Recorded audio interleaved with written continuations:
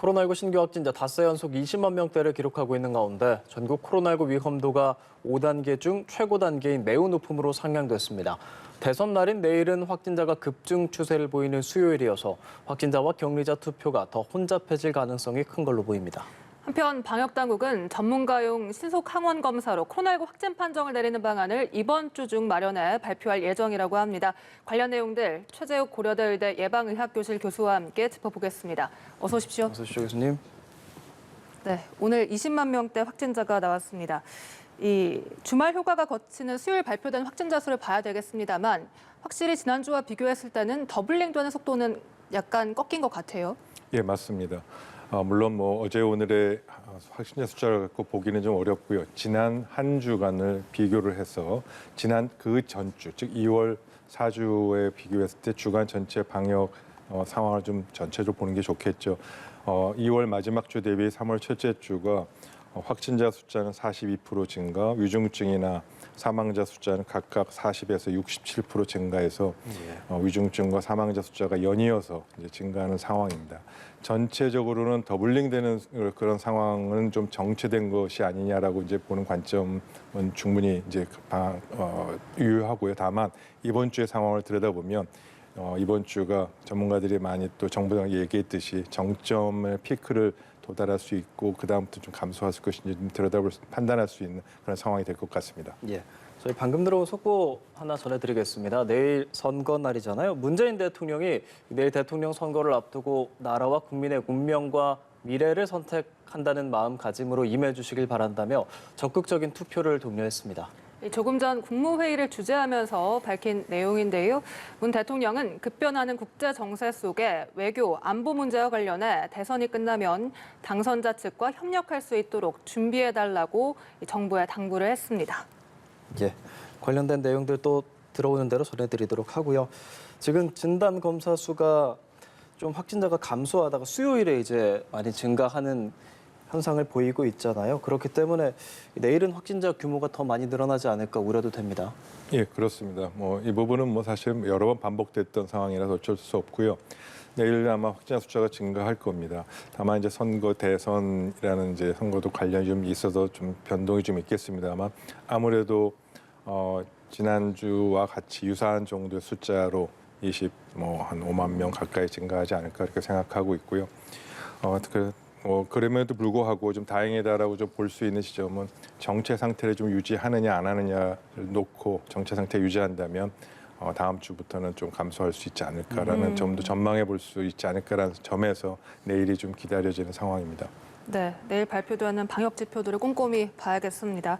그리고 방역당국이 매주 월요일 코로나19 주간 위험도 경과를 발표를 하는데 지난 6주 연속 위험도를 높음으로 진단했는데 지난 한 주는 매우 높음으로 상향이 됐습니다. 그 이유가 무엇입니까? 네, 지금 아시다시피 지난 오미크론이 시작되고 나서 6주간 확진자 숫자는 36배, 위중증 사망자 숫자는 3.6배가 증가할 정도로 급속도로 증가하고 있습니다. 여기 더 나아가서 위중증과 사망자는 확진자 증가가 되고 난 다음에 그 효과는 위중증 환자 증가는 3주에서 한 달 후에 나타나거든요. 결국 정말 다행히 이번 주에 어느 정도 확진자 수 정체된다 하더라도 위중증과 사망자는 3월 말까지 계속적으로 증가해서 피크를 정점을 찍게 될 것이라는 관점에서 지금 여러 가지 병상의 여력이나 치료 체계가 악화를 좀 우려되는 상황이라서 매우 높음이라는 그런 단계로 위험도를 좀 상향하고 그에 걸맞는 방역 조치를 선제적으로 좀 해야 되지 않겠느냐라는 그런 관점에서 지표의 악화를 반영한 방역 당국의 평가가 나온 상황입니다. 네, 알겠습니다. 방역당국이 확진자 증가에도 위중증 환자 관리는 가능한 범위에 있다 이렇게 밝혔습니다. 다만 현장의 목소리는 좀 다른 것 같습니다. 이미 포화됐다 이런 목소리가 들리는데 실제로 어떻습니까? 네, 그 지역 간의 편차가 좀 사실 발생하는 것 때문에 그렇게 보이는 부분이 있습니다. 지금 비수도권 지역의 경우는 수도권과 달리 의료 자원이 좀 부족하다 보니까 비수도권은 의료 역량 대비 확진자 발생 비율이 100%를 초과해서 132%에 달하는 지역에 나타나고 있고요. 또 일부 숫자상으로는 중환자나 위중증 환자 병상에 좀 여력이 있다 하더라도 가용하는 이 의료 인력이 없어서 실적으로 병상을 활용하지 못하는 그런 경우까지 발생하고 있는 상황이라서 이런 지역 간의 불균형과 의료 인력의 확보와 관련된 이런 치료 역량 대비는 앞으로 계속 증가할 거기 때문에 더더욱 중요한 그런 시점이 됐습니다. 그리고 앞서 방역당국 브리핑에서 이 3차 접종을 완료한 경우 오미크론의 치명률이 0.07%, 계절 독감 치명률과 유사한 수준이다 이렇게 밝혔거든요. 네. 그럼 2차 접종을 했을 때와 3차 접종을 했을 때 치명률이 다른 겁니까? 네, 다릅니다. 그 점은 매우 좀 큰 차이가 있고요. 물론 2차와 접종 사람마다 다르니까 좀 그럴 수는 있겠습니다만 3차 접종 기준으로 꼭 반드시 이 방역을 좀 준비하는 개인의 자세가 필요하고요. 뭐 지금 좀 아까도 뭐 여러 차례 지금 방송에 나왔습니다만 계절형 독감의 이 치명률이 0.07, 0.08% 그렇게 얘기합니다. 네. 지금 거의 그와 동일한 수준으로 3차 접종을 완료하면 사망률이 줄어들고요. 3차 접종을 하지 않고 2차 접종만 하는 경우는 실제 사망률이 0.6%까지 올라갈 수 있기 때문에 차이가 뭐 6배에서 많게는 10배까지 차이가 날 수 있겠죠. 그래서 실제 그런 부분이 3차 접종의 중요성을 알려주고 있고요. 또 우리나라 데이터만으로 봤을 때도 60세 미만의 경우에 3차 접종을 완료하신 분은 사망자가 다행히도 한 분도 없었습니다. 3차 접종이 중요한 걸 알 수 있는 대목이라고 할 수 있습니다. 그래서 이런 3차 접종의 중요성은 다시 한번 강조해도 지나치지 않을 것이라고 생각합니다. 그러면 미접종자의 치명률과는 어느 정도로 차이가 나는 겁니까? 지금 말씀하신 대로 6배 이상 차이 납니다. 2차와 3차가 아니라 네네. 미접종자와 3차 접종자의 차이. 아예 미접종자예요. 네. 아예 미접종자는 훨씬 크죠. 그래서 과거에 물론 여러 가지 상황이 복합적으로 있습니다만 미접종자인 경우에는 발질 사망률이 거의 1%까지 치솟았던 경우가 많이 있었기 때문에 사망률은 굉장히 크고요. 고령자인 경우는 60세 이상, 70세 이상, 80세 이상을 갈수록 미접자인 경우에 사망률은 10%에서 20%, 30%로 기하급수적으로 늘어납니다. 그래서 백신 접종은 미접종자를 비교는 할 필요도 없을 정도로 굉장히 중요합니다. 네, 알겠습니다. 그리고 의료진들의 복장도 간소화하겠다라고 앞서서 방역당국이 밝혔는데 예. 레벨 D 보호복에서 필수 4종으로 간소화하겠다고 밝혔습니다. 레벨 D 보호복이란 것이 우리가 흔히들 보는 그 하얀색 보호복을 말하는 겁니까? 예, 맞습니다. 전신 이제 다 입는 보호복이고요.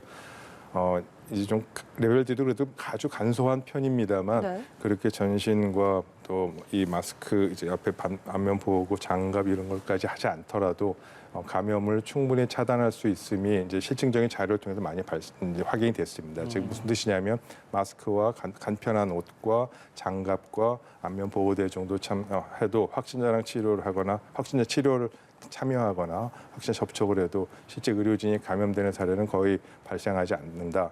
혹여 감염되더라도 지금 오미크론 감염의 경우는 매우 경미하기 때문에 크게 의료 체계나 감염된 의료진의 치료에 대해서 문제점을 일으키지 않는다는 점을 확인돼서 그렇게 간소한 것입니다.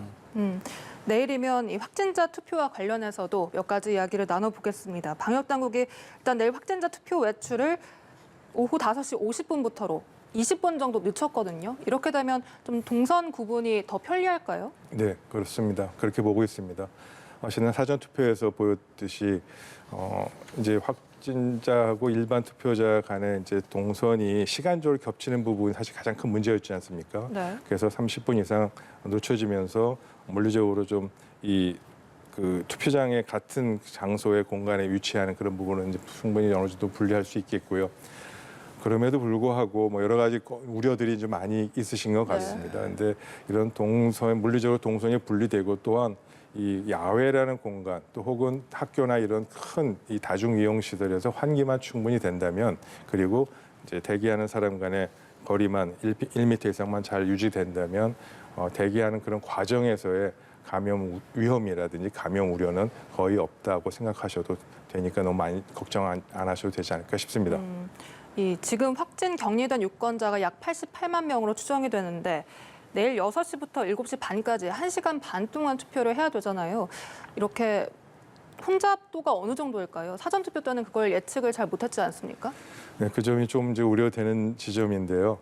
사실 그 지역에 따라서 인구에 따라서 이제 확진자 투표가 이제 많이 좀 줄을 서는 곳도 계시고 그렇지 않은 곳도 있을 겁니다. 그래서 이 부분은 이 선관위와 지자체에서 충분히 투표 예상 가능한 인원을 감안해서 대기와 투표함이나 기표소 이 부분을 조금 더 여유 있게 할 수 있도록 하는 부분은 검토하고 있는 것으로 알고 있고요. 그 점에 대해서는 우리가 사전 투표 때 많은 혼선을 겪었으니까 이번에는 이제 그런 혼선을 좀 덜 겪지 않을까 그렇게 생각하고 있습니다. 네. 그리고 PCR 검사를 받았는데 내일까지 아직 결과를 통보받지 못한 분들은 어떻게 해야 되는 겁니까? 일반 투표자로 간주해서 일반 투표하셔도 되겠습니다.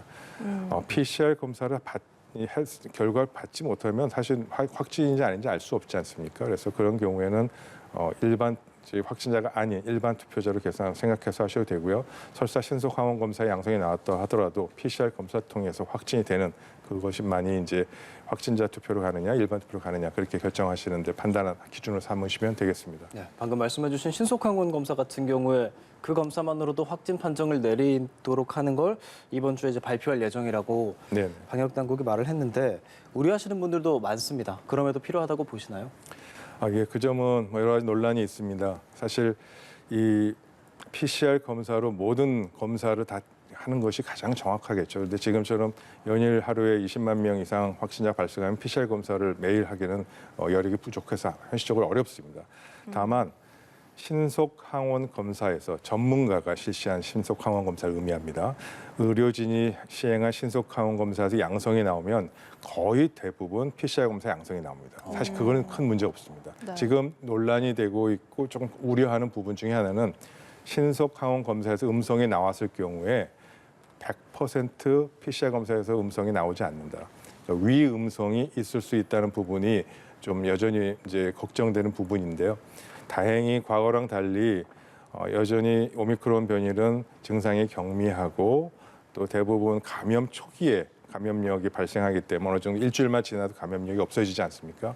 그런 점을 감안해서 어쩔 수 없이 그런 부분은 감내하고 이 현실이 가능한 이 검사 방법과 진단 방법을 채택한 것이다 그렇게 이해하고 있습니다. 그러면 지금 신속 항원 검사에서 양성이 나오면 대부분 PCR 검사에서도 양성이 나오는 겁니까? 네, 거의 정확도는 높습니다. 네, 알겠습니다. 내일 투표 관련해서요. 내일 확진 격리된 투표자들이 이 투표를 하러 갈 때 좀 주의해야 될 점들, 유의할 사항들이 있다면 뭐가 있을까요? 네, 두 가지 정도를 말씀드려야 될 것 같습니다. 지나친 이 감염 위험을 우려하는 분들도 계시고요. 또 반대로 또 감염 걱정 없는데 뭘 이렇게 내가 걱정해야 되나라고 하는 분 두 가지 다 동시에 좀 고려될 것 같습니다. 이 개인 위생 수칙 마스크 착용과 그다음에 적정한 거리를 사람과의 거리를 두고 있으면 공기 중으로 전파될 우려성은 거의 없다라는 것이 대부분 중요한 과학적 증거고요. 네. 또 설사 뭐 투표지나 여러 가지 그 용구를 통해서 이렇게 표면에 바이러스가 묻어 있는 분 걱정하시는 분도 있습니다. 이런 투표지나 이런 부분을 통해서 바이러스가 생존해서 감염이 될 확률은 거의 없습니다. 그 점 너무 걱정하지 않으셔도 되고요. 그럼에도 불구하고 제가 말씀드린 이런 안전하다라는 조건은 마스크를 분명히 착용하고 지속적으로 손 소독을 하고 그리고 사람 간의 적정한 거리를 1m 이상 거리를 유지해 주시는 것. 그다음에 투표장이 야외인 경우는 뭐 상관없지만 다중이용 시설이 하더라도 내부에서의 환기를 잘 해주시는 것. 또 대기하는 과정에서 고령자분들이 지나치게 추위에 노출이 돼서 또 다른 또 건강 피해가 발생하지 않도록 그런 점을 좀 신경 써주시는 그런 지혜와 참여가 필요합니다. 네, 알겠습니다. 지금까지 최재욱 고려대 의대 예방의학교실 교수였습니다. 고맙습니다. 고맙습니다.